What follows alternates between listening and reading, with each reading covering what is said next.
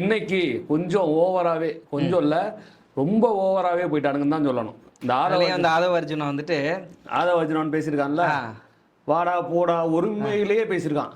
இவெல்லாம் ஒரு அரசியல் கட்சி தலைவரா? இவெல்லாம் ஒரு இரண்டாம் கட்ட தலைவரா? ஒரு முக்கிய கட்சின்னு சொல்லக்கூடிய தாவேக்கான்னு இவன் சொல்லிக்கிறாங்கல்ல, இவங்களே அங்கீகாரம் இல்லாத ஒரு கட்சி. இவங்க ஒரு பதிவு செய்யப்பட்ட கட்சி, இது நான் கட்சி அப்படின்னு பதிவு தான் பண்ணியிருக்கானே தவிர இவன் இன்னும் தேர்தல் நின்று 8% 10% ஓட்டு வாங்கி அதை அங்கீகரிக்கப்பட்ட கட்சி அப்படின்னு எலெக்ஷன் கமிஷனான சொல்றதுக்கு முன்னாடியே இவங்க இந்த ஆட்டம் ஆடுறானுங்களே.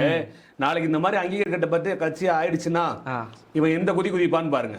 இரண்டாம் கட்ட தலைவர்ன்ற ஒரு இடத்துல அவன் இருக்கான். அப்ப எவ்வளோ ஒரு மரியாதையா பேசணும், எவ்வளோ ஒரு கண்ணியமா பேசணும். இன்னைக்கு எங்க பொதுச் செயலாளர் மாண்புமிகு ஐயா துரைமுருகனை பத்தி பேச அவரால் நடக்க முடியுமா? அவரோட வயசு என்னடா, உங்களோட பூச்சலோட வயசு என்னடா, புசி ஆனந்தோட வயசு என்னடா? தற்கொலை இல்ல, லாட்டரி சீட்டு விற்கிற தற்கொலைடா நீ வந்து இவ்வளவு அநாகரிகமா பேசுறது முறையானதா, தகுதி உள்ளதா? அத வந்து அவங்க தலைவர் இப்படி உட்கார வச்சுட்டு இப்படி பாக்குறாரு, டேய் முரடா அப்படின்னு சொல்லுவான்ல, அப்படியே முறைச்சு பாக்குற மாதிரி அவன் ஒரு ஆக்ஷனை விட்டுட்டு உட்காந்துருக்கான். இதை தான் பண்றான்.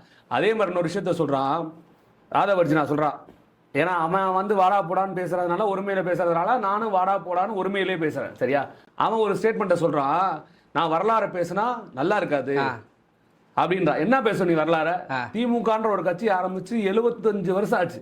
நீ பிறக்கிறதுக்கு 40 வருஷத்துக்கு முன்னாடி அந்த கட்சி ஆரம்பிச்சிட்டாங்களா? அந்த கட்சியோட வரலாறு என்ன? ஒரு வருஷத்துக்கு முன்னாடி கட்சி ஆரம்பிச்ச உன் கட்சியோட வரலாறு, வரலாறை பத்தி என்ன பேசுற?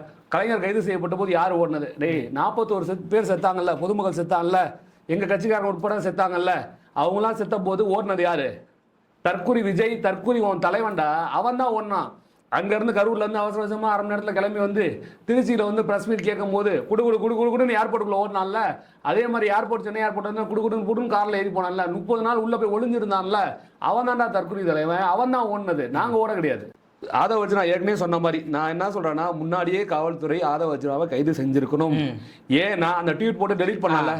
நீ ஒரு ஆண்மகனா இருந்தா, நல்ல ஆண்மகனா இருந்தா நீ என்ன பண்ண? போட்ட டெலிட் பண்ணாம இருந்திருக்கணும்ல. இப்ப வந்து வீரவாசனம் பேசுற போது பொதுக்குழு கூட்டத்துல அந்த ட்வீட்டை போட்டு டெலிகிராம்ல சேனல்லாம் ஓபன் பண்ணி ஸ்ப்ரெட் பண்ணிருக்காங்க. பட் இஷ்யூ பெருசா வாங்க புரட்சி பண்ணுவோம், வாங்க போராட்டம் பண்ணுவோம் எல்லாம் எல்லாத்தையும் ஒரு வழக்குன்னு வந்த உடனே எதுக்கு நீ டெலிட் பண்ண?